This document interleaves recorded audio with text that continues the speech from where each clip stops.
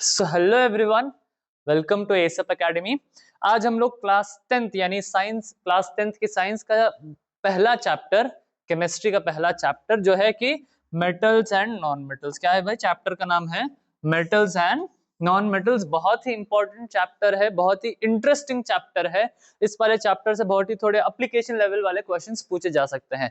तो इस वाले चैप्टर को ना गौर से पढ़िए, जितने भी इंपॉर्टेंट पॉइंट्स है सभी को नोट कीजिए, क्योंकि बताया इस वाले चैप्टर से बहुत ही एप्लीकेशन वाले लेवल के क्वेश्चंस जो है पूछे जा सकते हैं। तो चलिए बढ़ते हैं चैप्टर की तरफ। इस चैप्टर में हम लोग कौन से टॉपिक्स पढ़ेंगे? तो सबसे पहले है, अब इस वाले चैप्टर से हम लोग क्या करेंगे, क्योंकि ये वाला चैप्टर बहुत बड़ा है तो हम लोग तकरीबन 1-2 या फिर 4.5 घंटे तक का वीडियो रिकॉर्ड नहीं कर सकते। तो इस हिसाब से हम लोग क्या करेंगे, यहाँ पर जो टॉपिक डिस्ट्रीब्यूशन है इस हिसाब से एक एक वीडियो बनाने की कोशिश करेंगे। यानी आज की वीडियो में हम लोग क्या कवर करेंगे, physical properties of metals and non metals. यानी आज की वीडियो में सिर्फ एक टॉपिक ही पढ़ी जाएगी, वो भी डिटेल में। डिटेल में क्यों पढ़ना है भाई साहब? डिटेल में इस वजह से पढ़ना है क्योंकि एग्जाम के लिए कहीं पे भी कोई भी पॉइंट पूछ सकता है। इस वजह से एक एक टॉपिक को हम एक एक वीडियो में कवर करेंगे, यानी ज्यादा फोकस देंगे एक एक टॉपिक पर। जितने भी चीजें हैं नोट डाउन कीजिए, डाउट्स हो तो कमेंट में ड्रॉप डाउन कर दीजिए। चलिए शुरू करते हैं फिजिकल प्रॉपर्टीज। सबसे पहले तो ये समझना पड़ेगा कि मेटल्स और नॉन मेटल्स के फिजिकल प्रॉपर्टीज क्या है। फिजिकल प्रॉपर्टीज का मतलब क्या है भाई? फिजिकल प्रॉपर्टीज का मतलब वो है जिन चीजों को आप छू सकते हैं या छूकर महसूस कर सकते हैं। यानी जैसे मैंने ये पेन पकड़ा है भाई हाथ में, इस पेन को मैं छू सकता हूँ, यानी I am able to feel this pen, यानी इस पेन को महसूस कर सकते हैं। भाई दिल से नहीं, हाथ से महसूस कर सकते हैं। ठीक है, ऐसी चीजें जिनको छूकर महसूस करके उनका नेचर फाइंड आउट कर सकते हैं, इनको क्या कहते हैं? Physical properties. कोई भी ऑब्जेक्ट या फिर कोई भी चीज की फिजिकल प्रॉपर्टीज है। अब मेटल्स और नॉन मेटल्स पे फिजिकल प्रॉपर्टीज कैसे है, उनकी फिजिकल प्रॉपर्टीज क्या क्या है, हम लोग वो पढ़ेंगे। ठीक है, तो सबसे पहली वाली प्रॉपर्टी यहाँ पर आपकी जो सबसे पहली वाली प्रॉपर्टी है वो क्या है भाई? हार्डनेस। हार्डनेस का मतलब क्या है? कठोरता। यानी जितना ज्यादा हार्ड है वो, कितना हार्ड है। फॉर एग्जाम्पल अब यहाँ पर देखिए, आपके पास एक आयरन का पीस है, आयरन का पीस है। अब आयरन को अगर आप हाथ में पकड़ोगे भाई तो क्या ऐसे ही दब जाएगा? दब जाएगा? नहीं दबेगा। खली के हाथ में भी डाल दो तो भी नहीं दबेगा। क्यों? आयरन का है बहुत हार्ड स्ट्रक्चर होता है, इसके बीच के जो मॉलिक्यूल, सॉलिड मॉलिक्यूल्स है, this are tightly packed.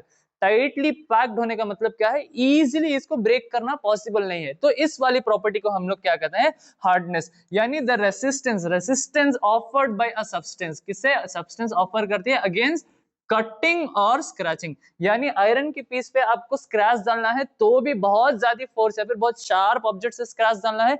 Iron को कट कर सकते हैं भाई? नहीं, नॉर्मल कटर से तो नहीं, बहुत एक्सेसिव बड़े बड़े कटर या फिर शार्प स्पीड वाले कटर से क्या होगा?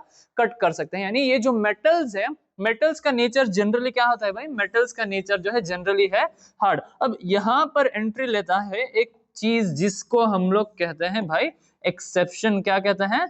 एक्सेप्शन। एक्सेप्शन का मतलब क्या है? जहां पे भी केमिस्ट्री आई वहां पे एक्सेप्शन। यानी अब ये बात आपको याद रखनी पड़ेगी, यहां से केमिस्ट्री जहां पर भी आती है भाई कौन एंट्री लेता है? आपका एक्सेप्शन एंट्री लेता है। एक्सेप्शन यानी इन मेटल्स की ग्रुप में, इन मेटल्स की ग्रुप में से कुछ बंदे ऐसे होते हैं जिनको ये वाली प्रॉपर्टी को ओबे करना पसंद नहीं। क्या है? जिनको ये वाली प्रॉपर्टी ओबे करना पसंद नहीं, यानी फॉलो करना पसंद नहीं। तो ये क्या है? एक एक्सेप्शनल केस होता है, एक्सेप्शनल केस होता है। अब हार्डनेस में अगर देखें तो सारे मेटल्स जनरली क्या होते हैं भाई? सारे मेटल्स जो है जनरली वो हार्ड इन नेचर होते हैं। एक्सेप्शन क्या है? मर्क्यूरी, यानी आपका है जी। क्यों मर्क्यूरी? मर्क्यूरी क्यों एक्सेप्शन? मर्क्यूरी आपका लिक्विड है। मर्क्यूरी किस स्ट्रक्चर में मिलता है आपको? लिक्विड फॉर्म में मिलता है। यानी एक ऐसा मात्र नॉन मेटल है, यानी ओनली नॉन मेटल जो कौन से स्टेट में मिलेगा आपको? लिक्विड स्टेट में मिलेगा। अब लिक्विड हार्ड होते हैं, सॉफ्ट? ऑफ कोर्स सॉफ्ट, यानी हार्डनेस तो उनके आएगी नहीं ना भाई। तो यहाँ पर जो है एक्सेप्शन क्या होगा हमारा?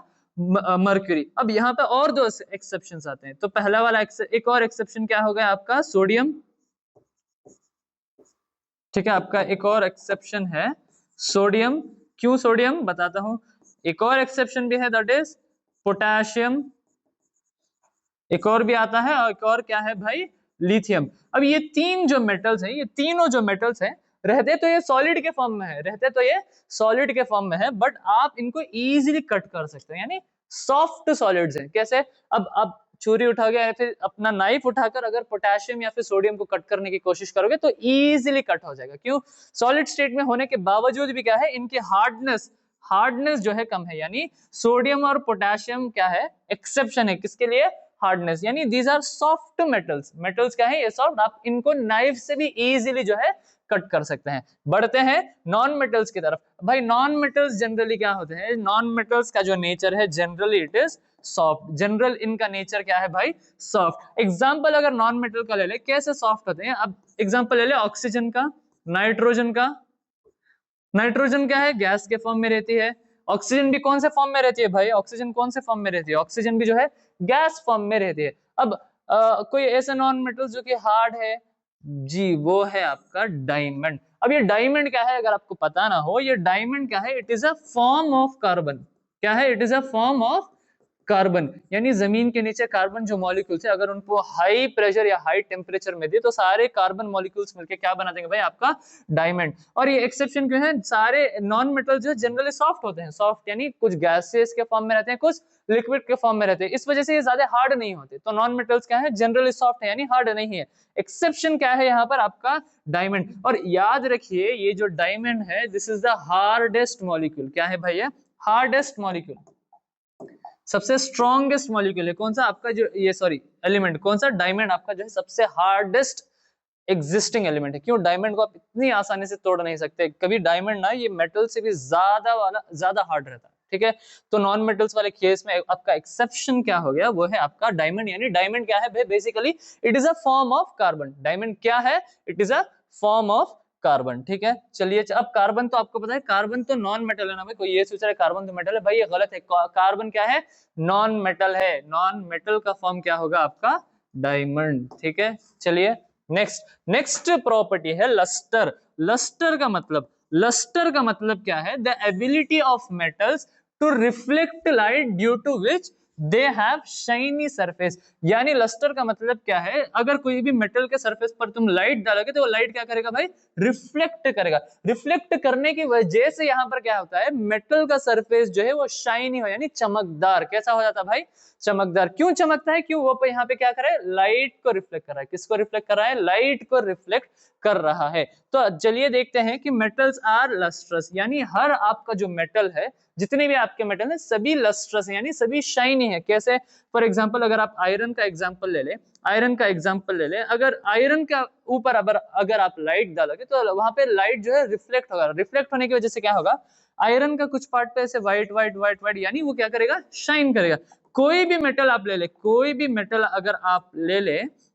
मेटल ले ले तो सारे मेटल्स की प्रॉपर्टी क्या है, ऑलमोस्ट एवरी मेटल यहाँ पर क्या है, लस्ट्रस, यानी वो मेटल क्या है, शाइनी है। Non metals are non lustrous. Non lustrous का मतलब क्या है, यानी नॉन मेटल्स आपके जनरली शाइन नहीं करते। क्यों, अगर आप ऑक्सीजन के ऊपर लाइट डाले तो क्या भाई आपको रिफ्लेक्शन दिखेगा, यानी लाइट रिफ्लेक्ट होगा, रिफ्लेक्ट नहीं होगा, ठीक है। अब यहाँ पर आपका जो एक्सेप्शन है, आपका जो ग्राफाइट भी क्या है, it is a form of carbon. आपका जो ग्राफाइट है क्या है, it is a form of carbon. Graphite और डायमंड दोनों क्या है, एक्सेप्शन बन जाते हैं। यहाँ पर ग्राफाइट भी क्या है, it is a form of carbon, यानी ग्राफाइट जो है आपका रिफ्लेक्ट करता है। क्लियर है, डायमंड और ग्राफाइट ऑलमोस्ट सिमिलर है, बट इनका स्ट्रक्चर डिफरेंट रहता है। क्या है, इनका स्ट्रक्चर डिफरेंट रहता है। तो यहाँ पर आपका एक्सेप्शन क्या हो गया, ग्राफाइट। अब जो भी सोच रहा है एक्सेप्शन याद रखना है नहीं रखना है, भाई पागलो याद रख लो। क्यों, एक एक्सेप्शन भी यहाँ पर एमसीक्यू में पूछा जा सकता है, ठीक है। क्लियर है, एक एमसीक्यू में एक एक्सेप्शन पूछा जा सकता है। और डेफिनेशंस भी याद रखनी है। यहाँ पर क्या है, लस्टर का मतलब क्या है, the ability of metals to reflect light due to which they have shining surface. ये ऑपोजिट किसके लिए हो जाएगा भाई, नॉन मेटल्स, यानी the ability of non metals to not reflect the light, ठीक है, यानी वो शाइन नहीं करते। सिर्फ एक एक्सेप्शन है भाई, वो हमारा कौन सा बंदा है, वो निकला आपका ग्राफाइट। ये क्या है, तुम एक तरफ सारे नॉन मेटल, मैं एक तरफ, यानी भाई मैं तो चमकूंगा, मुझे चमकना है। चलिए देखते हैं और आगे क्या चमका सकते हैं। तीसरी प्रॉपर्टी मार्क कर लीजिए, ये वाली जो स्लाइड है यहाँ पर, दिस इज वेरी इंपॉर्टेंट। यहाँ पे मार्क कर लीजिए, बहुत इंपॉर्टेंट है, एग्जाम में बहुत बार पूछा जाता है, यानी मैलिएबिलिटी का मतलब क्या है भाई। चलिए मैलिएबिलिटी कैसे समझते हैं, अगर आपके पास यहाँ पर है एक आयरन, क्या है, लोहे का टुकड़ा है। अब यहाँ पर अगर आप ऊपर से और नीचे दोनों तरफ से अगर कंप्रेसिव फोर्स लगा दो, कौन सी वाली फोर्स, कंप्रेसिव फोर्स लगाओ। कंप्रेसिव फोर्स लगाने से क्या होगा, यहां से कंप्रेस होता है, यहां से कंप्रेस, फाइनली ये थिन शीट के फॉर्म में कन्वर्ट हो जाएगा। क्या, थिन शीट के फॉर्म में कन्वर्ट हो जाएगा। कभी यूट्यूब या फिर इंस्टाग्राम चलाते हो ना, तो देखा है ना, बड़ा हथौड़ा भेड़ भेड़ भेड़ भेड़ ऐसे ऐसे डाल के मारते हैं लोहे, तो क्या होगा, वो पतला यानी शीट के फॉर्म में कन्वर्ट हो जाएगा। अब इस वाली प्रॉपर्टी को हम लोग क्या बोलेंगे, मैलिएबिलिटी। मैलिएबिलिटी का मतलब क्या है, the ability of metals to get converted into thin sheets, to get converted into thin sheets, application on compressive force, यानी जब आप इन पर कंप्रेसिव फोर्स लगाओगे तो ये किस में कन्वर्ट हो जाएंगे, थिन शीट्स में। अब देखते हैं मैलिएबिलिटी मेटल्स के लिए क्या है। जनरली मैलिएबल यानी सारे मेटल्स, जितने भी मेटल्स हैं, आप उनको थिन शीट्स में जो है कन्वर्ट कर सकते हैं। अब यहाँ पर कुछ बंदे रहते हैं ना, हमेशा अपोज करेंगे, क्लास में एक बंदा तो रहता है ना मैम, हम आपने होमवर्क दिया था, यहाँ पर भी कुछ एक्सेप्शन वाले बंदे होते हैं, कुछ एक्सेप्शन यहाँ पर कौन है भाई, आपका जिंक। जिंक जो है वो मैलिएबल नहीं है। क्यों मैलिएबल नहीं है, बिकॉज इसका जो स्ट्रक्चर है दैट इज क्रिस्टल फॉर्म में रहता है। अक्सर ये जो है क्रिस्टल फॉर्म में रहता है, तो क्रिस्टल्स को अगर आप चिपकाओगे तो टूट जाएंगे भाई, मैलिएबल नहीं होंगे, क्या हो जाएंगे, टूट जाएंगे। तो जिंक यहाँ पर आपका एक्सेप्शन हो गया मैलिएबिलिटी के वास्ते। अब नॉन मेटल्स अगर देखें तो नॉन मेटल्स क्या है भाई आपके, नॉन मैलिएबल, यानी आप नॉन मेटल्स को थिन शीट्स में यहाँ पर कन्वर्ट नहीं कर सकते। ग्राफाइट और डायमंड को भी नहीं कर सकते, क्यों, वो दोनों बहुत हार्ड स्ट्रक्चर होते हैं। क्लियर है, वो डायमंड अगर आप सोच रहे हैं तो डायमंड को शेप दे सकते हैं ऐसे वैसे, वो अलग कॉन्सेप्ट है, वो आप उसको छोड़ दीजिए। जनरली नॉन मेटल्स की क्या प्रॉपर्टी भाई, वो सारे नॉन मैलिएबल है, सारे जितने भी नॉन मेटल्स हैं आपके पास। क्यों, क्योंकि नॉन मेटल्स का नेचर क्या होता है, अक्सर भाई गैस और लिक्विड, गैस और लिक्विड में क्या आप थिन शीट्स बनाओगे, आप उसके ऊपर बैठ के बना दो भाई थिन शीट्स, अगर आप कर सकते हैं। तो जनरली नॉन मेटल जो है वो नॉन मैलिएबल है। ठीक है, क्या है भाई, नॉन मैलिएबल, याद रहेगा। नेक्स्ट प्रॉपर्टी है आपकी डक्टिलिटी। क्या है भाई, डक्टिलिटी का मतलब क्या है। अब कॉपर, कॉपर देखा है भाई, कॉपर, कॉपर तांबा कहते हैं या फिर कुछ और भी कहते हैं, अलग अलग जबान में अलग अलग उसको कहा जाता है। अगर कॉपर को लेके अक्सर आपके जो घर में वायर्स रहती है वो किससे बनी होती है, यानी जो भी इलेक्ट्रिकल वायर्स है वो किस फॉर्म में बनी रहती हैं, यानी कॉपर, यानी वो वायर्स का जो है कॉपर एलिमेंट से बनी रहती है। यानी वो कॉपर कौन से वाले स्ट्रक्चर में मिल रहा है आपको, वायर के स्ट्रक्चर में। तो मतलब क्या है भाई, डक्टिलिटी का मतलब ये है कि वो प्रॉपर्टी ऑफ मेटल जिसमें आप मेटल को वायर में बना सकते हो, यानी वायर में कन्वर्ट कर सकते हो। यहाँ पर लिखा है the ability of metals to get converted into thin wires, किसमें भाई, थिन वायर्स, यानी मेटल्स को जब आप थिन वायर्स में कन्वर्ट करो तो कौन सी प्रॉपर्टी बन जाएगी, दैट इज आपकी डक्टिलिटी। कौन सी वाली प्रॉपर्टी मियां, जल्दी बता दो मियां, दैट इज योर डक्टिलिटी। यानी अगर आप मेटल को वायर के फॉर्म में कन्वर्ट कर दोगे तो वो क्या हो जाएगा, एक प्रॉपर्टी हो जाएगी डक्टिलिटी। अब यहां पर आप देखिए, all metals are generally ductile. क्या है, जितने भी आपके मेटल्स है वो मैलिएबल भी रहते हैं, शीट्स में भी कन्वर्ट कर सकते हैं। और यहाँ पर आपका जो ये है, हाँ यहाँ पर मैलिएबिलिटी में ना एक और एक्सेप्शन ऐड कर लीजिए, दैट इज योर मर्क्यूरी। क्यों, मर्क्यूरी लिक्विड स्टेज में आता है, तो लिक्विड को भी क्या है आप मैलिएबल नहीं कर सकते। तो आपका एक और एक्सेप्शन यहाँ पर क्या हो जाएगा, Hg, यानी आपका मर्क्यूरी। चलते हैं डक्टिलिटी की तरफ, यानी सारे मेटल्स को आप वायर के फॉर्म में कन्वर्ट कर सकते हैं। एक्सेप्शन भाई यहाँ पर आ गया आपका Hg यानी मर्क्यूरी। कौन सा है, क्यों मर्क्यूरी को नहीं कन्वर्ट कर सकते वायर्स में, क्यों, इसका नेचर क्या आता है भाई साहब, इसका नेचर जो है वो है लिक्विड। क्या है, क्या निकला भाई, तू तो लिक्विड ही निकला। क्यों लिक्विड निकला, मुझे सॉलिड रहना पसंद नहीं। मर्क्यूरी कौन से फॉर्म में रहता है भाई, लिक्विड फॉर्म में, दैट इज भाई हम इसको क्या है, थिन वायर्स में कन्वर्ट नहीं कर सकते। वही अगर देखे नॉन डक्टाइल, नॉन डक्टाइल यहाँ पर क्या है आपके, सॉरी आपके जो नॉन मेटल है सारे नॉन डक्टाइल है। क्या है, नॉन डक्टाइल है।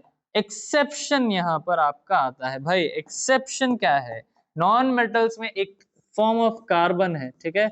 डक्टिलिटी के वास्ते एक्सेप्शन क्या है भाई, कार्बन फाइबर। आपका क्या है, कार्बन फाइबर। ये कार्बन फाइबर भी क्या है, एक एलोट्रॉप ऑफ कार्बन, यानी एक कार्बन का फॉर्म है, जो है एक्सेप्शन है नॉन डक्टाइल, यानी आप इसको तीन वायर्स के फॉर्म में जो है कन्वर्ट कर सकते हैं। तो ठीक है, अक्सर आपने देखा होगा तीनों फॉर्म, यानी इससे पहले जितना भी पढ़ा सभी भी एक कार्बन का फॉर्म है, यानी डायमंड एक कार्बन का फॉर्म है, ग्राफाइट भी आपका जो है कार्बन का फॉर्म है, और एक कार्बन फाइबर भी क्या निकला भाई आपका, कार्बन का एक फॉर्म निकला। तो डक्टिलिटी का मतलब क्या है, थिन वायर्स में कन्वर्ट करना। मैलिएबिलिटी का मतलब क्या है, थिन शीट्स में कन्वर्ट करना। इस कीवर्ड को याद रख लो, क्या भाई, मैलिएबिलिटी यानी शीट्स, डक्टिलिटी यानी वायर्स। ठीक है, क्लियर है। चलिए बढ़ते हैं नेक्स्ट। और कितने प्रॉपर्टीज पढ़ेंगे भाई। हाँ, अब आ गए सोनोरिटी। इसको क्या कहते हैं भाई? सोनोरिटी। सोनोरिटी का मतलब क्या है? अगर आपके घर में जो है वेसल्स, पकाने की चीजें हैं, पकाने, हम आपको क्या बोलते हैं भाई? पता नहीं मुझे क्या बोलते हैं आप लोग।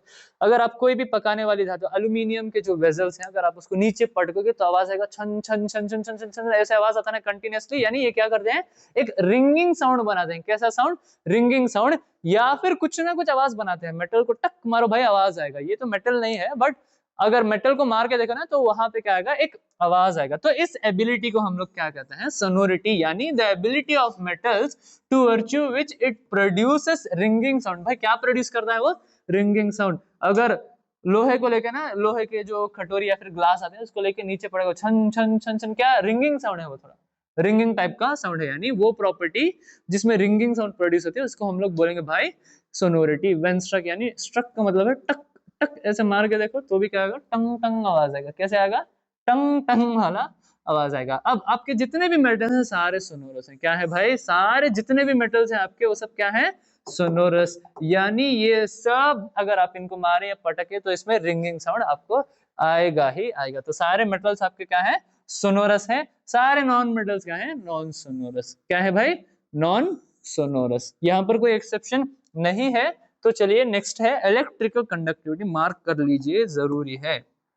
इसके ऊपर बहुत गिव रीजंस, असर्शन और रीजनिंग पूछा जाता है। ठीक है, ये जो इलेक्ट्रिकल कंडक्टिविटी है ये बहुत जरूरी है। अब इलेक्ट्रिकल कंडक्टिविटी का मतलब क्या है भाई साहब? इलेक्ट्रिकल कंडक्टिविटी का मतलब है जो एलिमेंट्स है, फिर जो ऑब्जेक्ट्स अपने अंदर से करंट को पास करने की इजाजत देते हैं, यानी परमिशन देते हैं। यानी अगर इस मेटल को अगर आप यूज करोगे तो इसके अंदर से क्या है भाई? करंट पास होगा। यानी आपके जो इलेक्ट्रॉन्स है वो ट्रैवल कर सकते हैं। सो यानी ये इलेक्ट्रॉन्स का ट्रैवल बेसिकली होता किस वजह से है? क्यों? यहाँ पर मेटल्स क्या है भाई? Generally good conductors of current, good conductors of electrical current. वो किस वजह से है? क्योंकि इनके पास मोबाइल इलेक्ट्रॉन्स रहते हैं। कौन सा इलेक्ट्रॉन्स रहते हैं भाई? मोबाइल। यानी आपका मोबाइल फोन, यानी मोबाइल इलेक्ट्रॉन्स का मतलब है फ्री इलेक्ट्रॉन्स। मोबाइल का मतलब है फ्री इलेक्ट्रॉन्स। तो इनके पास जो है फ्री इलेक्ट्रॉन्स होने की वजह से क्या है? इजीली करंट को क्या है? जनरेट कर सकते हैं। सॉरी, पास कर सकती है। क्यों पास कर सकते हैं? कैसे पास कर सकते हैं? ये जो फ्री इलेक्ट्रॉन्स है ना, ये वाले जो आपके फ्री इलेक्ट्रॉन्स हैं, ये आपको मदद करेंगे करंट पास करने में। तो जनरली सारे मेटल्स क्या है भाई? Good conductors of electric current. बढ़ते हैं poor conductor of electric current. यानी कौन है भाई poor conductor of electric current? आपके जितने भी नॉन मेटल्स है भाई, नॉन मेटल्स आपके जितने भी हैं सारे क्या है? Poor conductors of electric current. अब यहां तक अगर कंपटीशन देखे भाई, सारी चीजें अच्छी किसमें है? मेटल्स में है। सारी चीजें खराब किसके पास है? Non metals. तो अगर आप ये सोच रहे हैं कि हम लोग नॉन मेटल्स अक्सर यूज ही नहीं करते, तो गलत है। बहुत सारी चीज, अगर आप ऑक्सीजन का एग्जांपल ले ले, ऑक्सीजन क्या है भाई? Non metal. क्या आप ऑक्सीजन के बगैर जिंदा रह सकते हो? नहीं। तो बताने का मकसद क्या है? अगर क्वेश्चन पूछ ले which is the most essential non metal, तो आप लिख दोगे यहाँ पर ऑक्सीजन। ऑक्सीजन या फिर कार्बन। कार्बन क्यों भाई? अगले चैप्टर में पता चलेगा। यानी अगला आपका जो चैप्टर है कार्बन एंड कंपाउंड, सब सब सिर्फ हम उसमें क्या पढ़ेंगे भाई? कार्बन के बारे में पढ़ेंगे। तो आपके दो एसेंशियल, सबसे ज्यादा एसेंशियल वाले नॉन मेटल्स कौन से हैं भाई? यहाँ पे लिख देता हूँ एसेंशियल नॉन मेटल्स। आपके सबसे एसेंशियल नॉन मेटल्स कौन से भाई? Oxygen and carbon. ठीक है, तो इलेक्ट्रिकल कंडक्टिविटी अगर देखें तो एक्सेप्शन है भाई, वो अलग ही टॉपिक है। यहाँ पे याद आएगा तो मैंने बता दिया है। Electrical conductivity, good conductors of current कौन है भाई? मेटल्स। बैड कंडक्टर या फिर poor conductors of electric current कौन है? आपके नॉन मेटल्स। ठीक है, यहाँ पे लिखा है electrical conductivity ability of metals in which allows electric current to pass through it easily. यानी ये इलेक्ट्रिक करंट को अपने अंदर से निकल के जाने देते हैं भाई। ठीक है, चलिए और प्रॉपर्टीज हैं, और प्रॉपर्टीज आज सारी प्रॉपर्टीज भाई मुकम्मल करके यानी कंप्लीट करके ही छोड़ेंगे। हमें उर्दू आती है, हम उर्दू ही बोलेंगे। उर्दू लफ्ज निकल जाए तो समझ लीजिए। ठीक है, थर्मल कंडक्टिविटी। थर्मल कंडक्टिविटी का मतलब क्या है भाई? थर्मल थर्मल थर्मल थर्मल पढ़ा है, थर्मल लाइन साइड में अगर पढ़ा हो तो थर्मल का मतलब है हीट। थर्मल का मतलब क्या है? हीट। थर्मल का मतलब है आपका हीट। यानी ये वाली थर्मल कंडक्टिविटी का मतलब क्या है? Ability of metals which allows heat to flow through them. क्या है? यहाँ पर मेटल्स में अगर आप हीट करोगे तो ये हीट के बहुत अच्छे कंडक्टर्स होते हैं। यानी सारा, अगर आप लोहे को हीट करोगे तो सारा लोहा जो है आपका, जितना भी आयरन है वो सब हीट हो जाएगा, सब हीट हो जाएगा। और वो पिघलता नहीं। क्यों? इनकी वो तो आगे है, चलिए देखें। तो यहाँ पर जो है सारे जितने भी मेटल्स हैं बहुत गुड कंडक्टर्स ऑफ हीट होते हैं। ठीक है, जितने भी मेटल्स हैं गुड कंडक्टर ऑफ हीट, यानी गुड थर्मल कंडक्टर्स। क्या है? Good thermal conductors. बात करें नॉन मेटल्स की, तो अगेन ये भाई ये निकला साले गरीब। नॉन मेटल सारे गरीब होते हैं, क्यों? इनके पास अक्सर कुछ नहीं होता, कुछ बंदों के अलावा। भाई कहते हैं हम लोग गरीबों के साथ नहीं रहेंगे, हम अपना एक्सेप्शन बनाते हैं केमिस्ट्री में, चलिए तो हम निकलते हैं। बट यहाँ पर जो है थर्मल कंडक्टिविटी का एक्सेप्शन आ गया। थर्मल कंडक्टिविटी का एक्सेप्शन है आपका डायमंड। कौन है भाई? Diamond is the best conductor of heat. Diamond क्या है? It is the best conductor, यानी मेटल्स और नॉन मेटल्स दोनों में मिला दो तो कौन आपको सबसे ज्यादा हीट जनरेट करेगा या फिर गुड कंडक्टर ऑफ हीट है, वो है आपका डायमंड। अब यहाँ पर देखिए नॉन मेटल्स की तरफ से अक्सर आपके कौन कंपटीशन के लिए निकल रहा है, वो है आपका डायमंड। तो ऑलमोस्ट बहुत सारी चीजों का आपका एक्सेप्शन क्या निकला? आपका डायमंड। ठीक है ही भाई इतनी कीमती चीज तो एक्सेप्शन में आ जाता है, साला एक्सेप्शन में आ जाता है। नेक्स्ट है आपका मेल्टिंग पॉइंट। मेल्टिंग पॉइंट का मतलब क्या है भाई? मेल्टिंग पॉइंट का मतलब है the temperature at which changes from solid state to liquid. यानी यहाँ पर अगर सॉलिड स्टेट से लिक्विड स्टेट को जाने पर हम लोग क्या बोलेंगे भाई? Melting point. यानी अगर आप बर्फ, यहाँ पे आपकी जो बर्फ रहती है, यानी आपका जो फ्रीज आइस क्यूब रहता है, अगर आप उसको मेल्ट करोगे तो सॉलिड से किस में कन्वर्ट होगा? यानी लिक्विड में कन्वर्ट होगा। तो इस प्रॉपर्टी को हम लोग क्या बोलेंगे? Melting point. जहां पर आपका जो सॉलिड का स्ट्रक्चर है वो किस में कन्वर्ट होता है? लिक्विड में कन्वर्ट होता है, इसको हम लोग बोलेंगे मेल्टिंग पॉइंट। बॉइलिंग पॉइंट किसको कहते हैं? लिक्विड से गैसियस फॉर्म में कन्वर्ट होने को हम बॉइलिंग पॉइंट कहते हैं। फिर लोग यहाँ पे मेल्टिंग पॉइंट देखते हैं, मेल्टिंग पॉइंट क्या कहता है। अब यहाँ पर जो है ये सारे मेटल्स का मेल्टिंग पॉइंट क्या है? बहुत ज्यादा हाई है। अगर आपको लोहे को पिघलाना है तो अराउंड 1500 डिग्री सेल्सियस का टेम्परेचर। भाई इतना ज्यादा टेम्परेचर, कितना? 1500 डिग्री सेल्सियस का टेम्परेचर लगाना पड़ेगा अगर आयरन को पिघलाना है। यह है सिर्फ एग्जाम्पल। क्यों? कैसे पता चले? मेटल्स के पास बहुत ज्यादा मेल्टिंग पॉइंट, यानी कम टेम्परेचर पर मेल्ट नहीं होते। भाई हम लोग पिघलेंगे नहीं, तुम कुछ भी करो, हम इतना आसानी से जो है पिघलते नहीं। कौन कह रहा है भाई? आपका मेटल कह रहा है। क्यों इतनी आसानी से पिघलते नहीं? टेम्परेचर कितना लगाना पड़ा है? अगर आपको आयरन मेल्ट करना है 1500 डिग्री अप्रोक्सीमेटली, इतना टेम्परेचर लगाओ, तब कहेगा भाई मैं पिघलता हूं। तुम जीत गए, तुम्हारा टेम्परेचर ज्यादा, मेरा टेम्परेचर कम, मैं अभी पिघल जाता हूं, पिघल जाता हूं। कौन कहेगा? आयरन। कब कहेगा? जब आप 1500 डिग्री सेल्सियस का टेम्परेचर लगाओगे। तो अक्सर सारे जितने भी आपके मेटल्स हैं वो क्या है? High melting point. अब यहाँ पर आते हैं एक्सेप्शन। एक्सेप्शन यहाँ पे लिख दूं कहाँ पे भाई? जगह ही नहीं छोड़ी यहाँ पर। एक्सेप्शन, एक्सेप्शन है आपका गैलियम और सीजियम। क्या है भाई एक्सेप्शन? आपका गैलियम और सीजियम। क्यों यहाँ पर आपका जो एक्सेप्शन है, गैलियम जो है वो 29.7 डिग्री सेल्सियस पर पिघल जाता है। कितने डिग्री पर पिघल जाता है गैलियम? 29 पर। यानी अब यहाँ पर देखिए मेल्टिंग पॉइंट का एक और एक्सेप्शन आपका हो जाएगा, यहाँ पे लिख देता हूँ क्लियरली, ये इरेज करके ना लिख देता हूँ।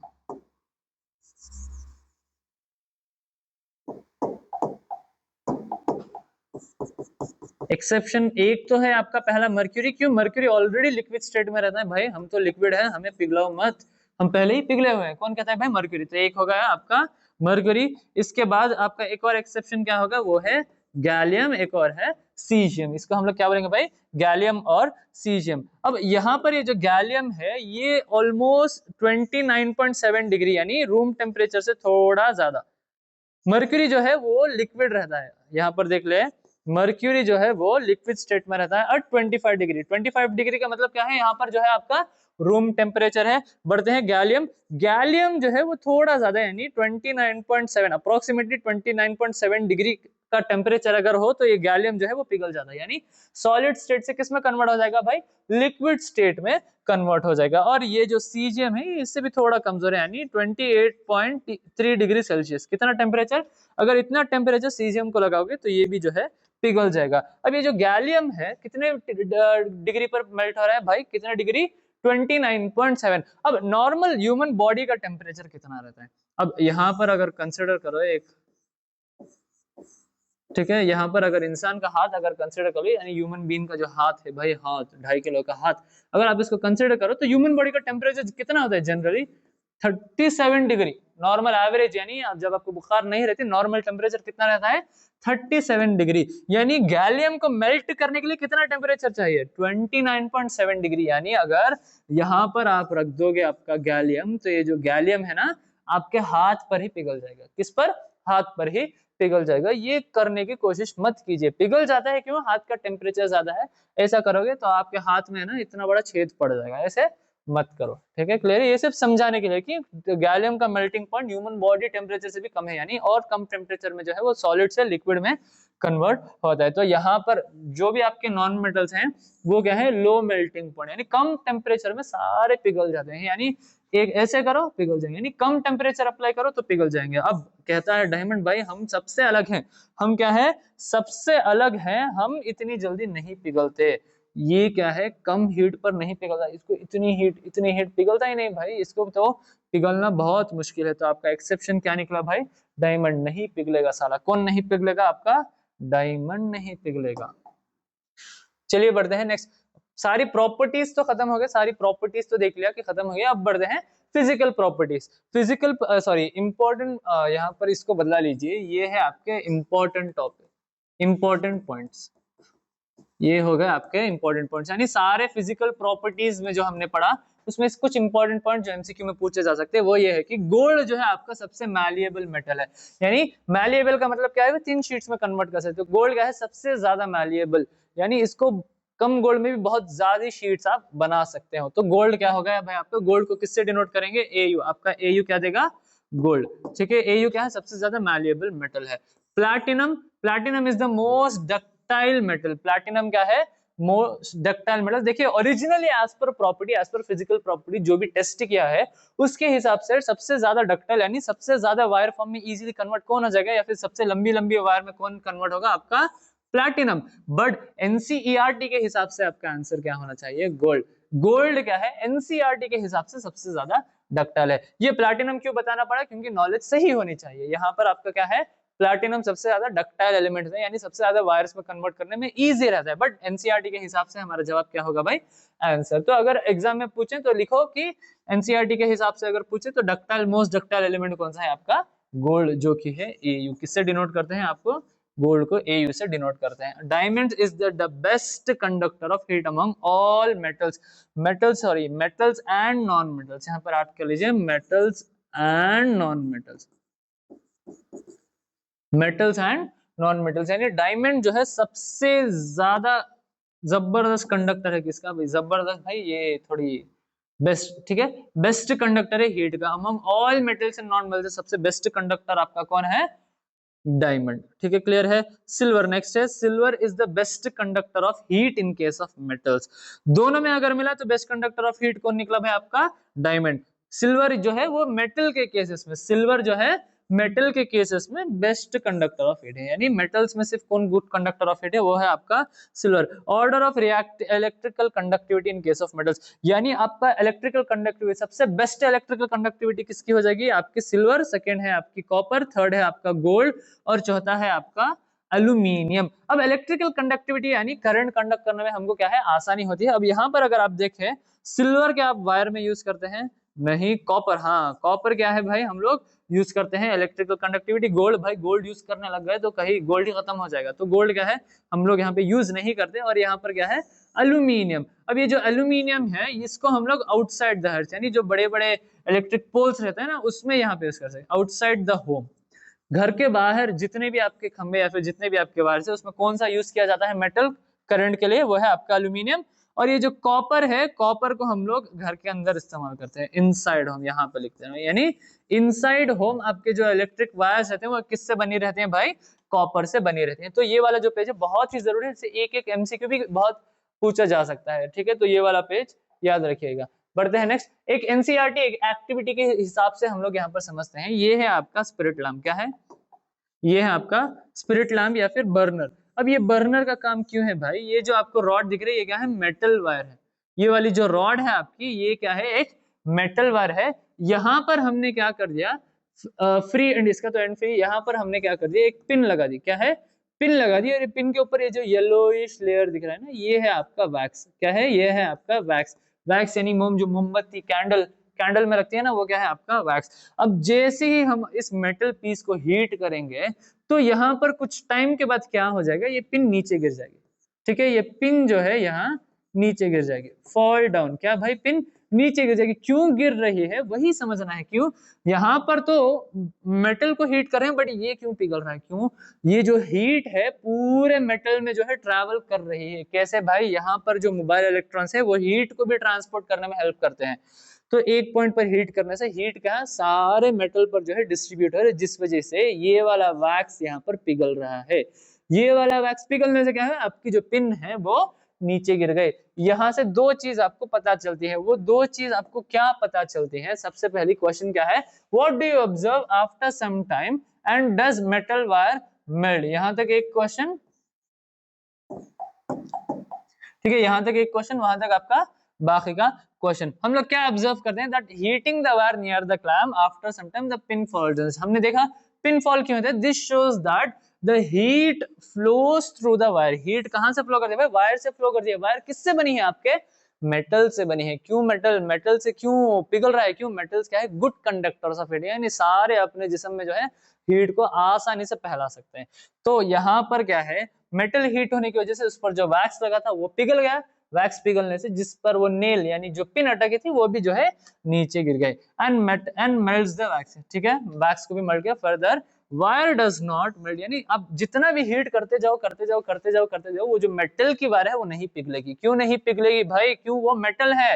मेटल जनरली क्या है, गुड कंडक्टर्स ऑफ हीट है, इतना जल्दी नहीं पिघलते। यानी फॉर अ लॉन्ग टाइम भी अगर आप हीट कर दो तो वो क्या है, पिघलेंगे नहीं। पता क्या चलता है, metals have high melting point, यानी इतने कम टेम्परेचर। भाई इतनी सी मोमबत्ती लगा दो तो हम पिघल जाए, हम नहीं पिघलेंगे। हमें पिघलाना है तो क्या करना पड़ेगा, हाई टेम्परेचर लगाना पड़ेगा। क्या, हाई टेम्परेचर लगाना पड़ेगा, तब हम पिघलेंगे। तो ये इससे एक्सपेरिमेंट से दो चीज मिलते हैं, एक तो क्या है metals are good conductors of heat, दूसरा क्या है मेटल्स का जो मेल्टिंग पॉइंट है बहुत हाई है। तो इस तरीके से अगर क्वेश्चन पूछा जाए तो पूछा जा सकता है इस एक्टिविटी से।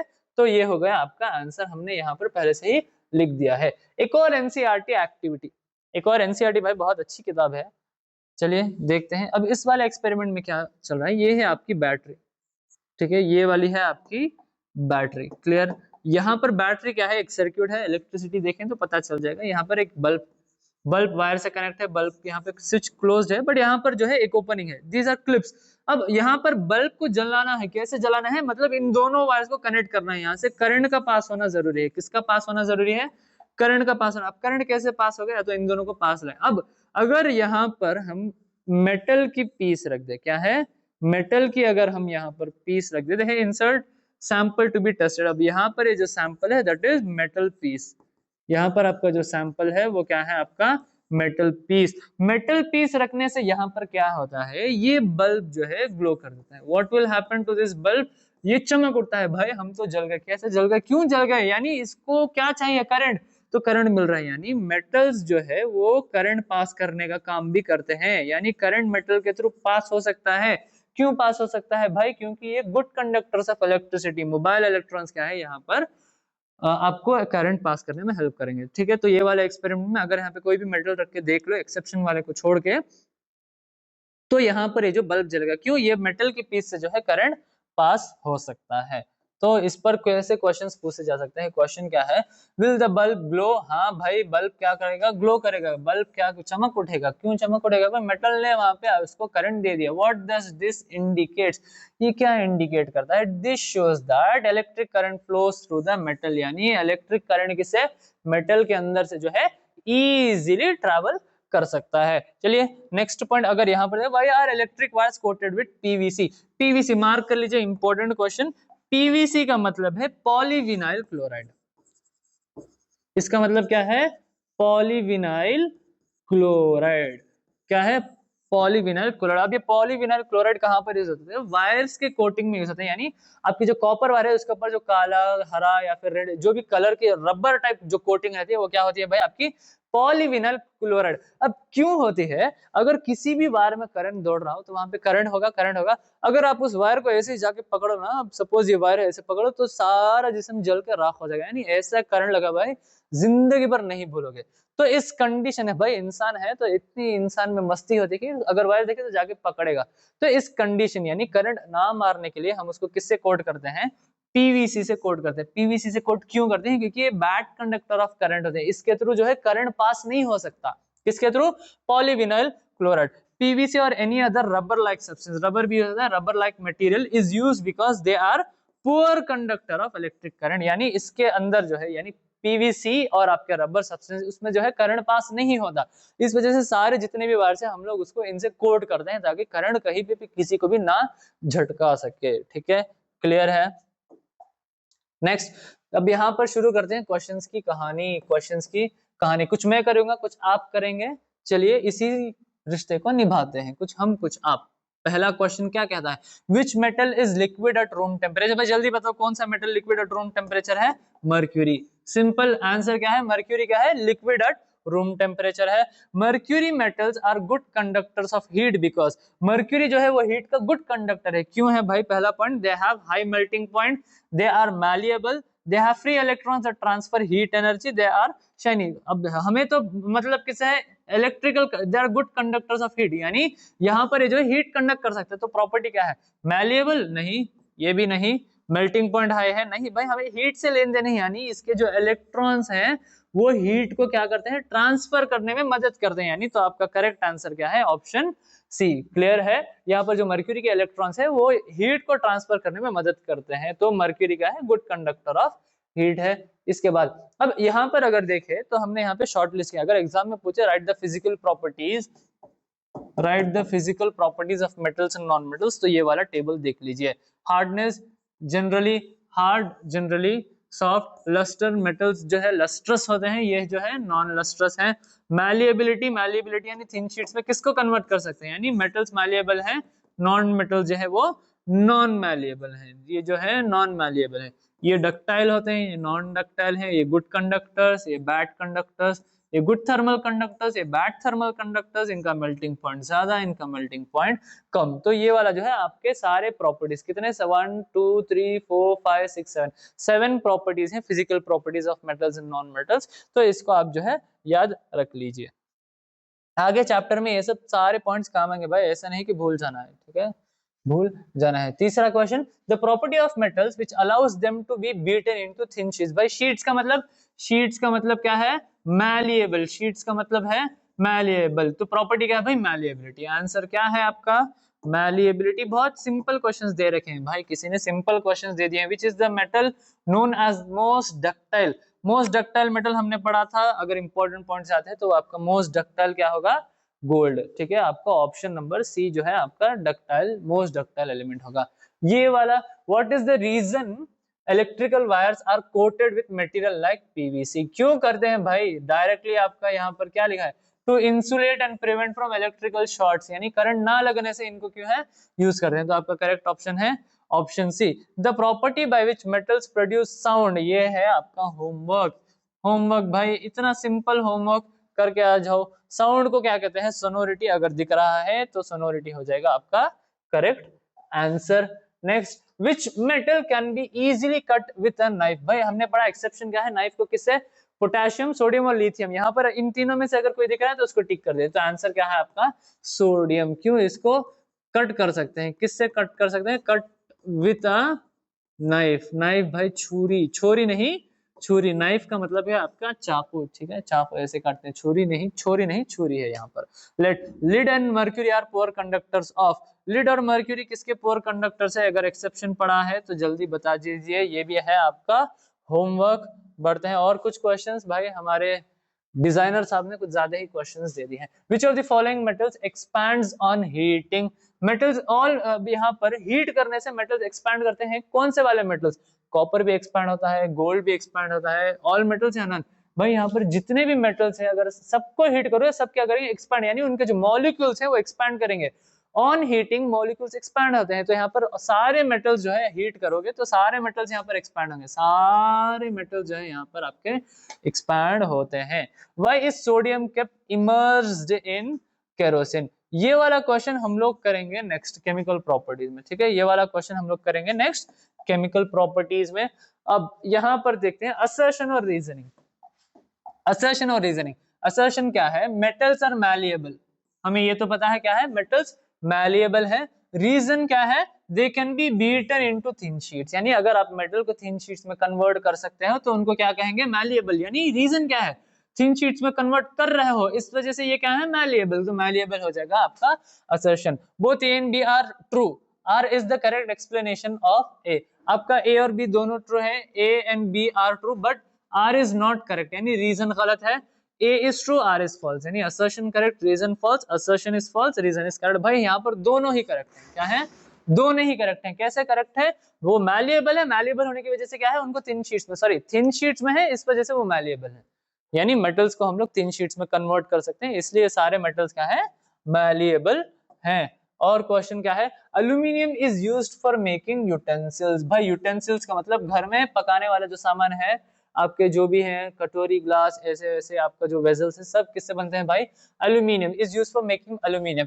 Which of the following physical properties of aluminium are responsible for this. अब सबसे पहले आप याद रखिए, पकाने के लिए अगर वो मेल्ट हो जाएगा तो इजीली हो जाएगा, तो यहाँ पर जो है मेटल का गुड कंडक्टर ऑफ हीट होना जरूरी है, यानी एल्यूमिनियम को क्या है, गुड कंडक्टर ऑफ हीट होना चाहिए। क्यों, जब आप उसको पकाओगे ना तो नीचे से आग लगाओगे तो पिघल जाएगा, पिघलना नहीं है, ठीक है, पिघलना नहीं, यानी it is a good conductor of heat. और यहाँ पर क्या है, good thermal conductivity only, good electrical conductivity and ductility, good thermal conductivity, ductivity, resistance to corrosion, high density and malleable. अगर आप लोहे के बर्तन में बनाओगे तो वहां पर एक प्रोसेस हो जाएगा करोजन, ये क्या है आपको समझ में आ जाएगा। तो ये करोड़ भी नहीं होता, कौन करोड़ नहीं होता, आपका एल्यूमिनियम, और एल्यूमिनियम को आप बहुत सारे शेप्स में भी बना सकते हो। तो आपका करेक्ट आंसर है आपका ऑप्शन सी, यानी it is good conductor of heat, ductility and resistance to corrosion. तो यानी इसी के साथ हमने आपका सारा फिजिकल प्रॉपर्टीज कवर कर लिया। इतना डिटेल में है कि आप अगर आप इस सब शुरू से एंड तक पूरा देखते हो तो सब आपको जो है याद हो जाएगा। तो इस वीडियो में हम लोग फिजिकल प्रॉपर्टीज तक ही स्टॉप करते हैं। चलिए बाय बाय।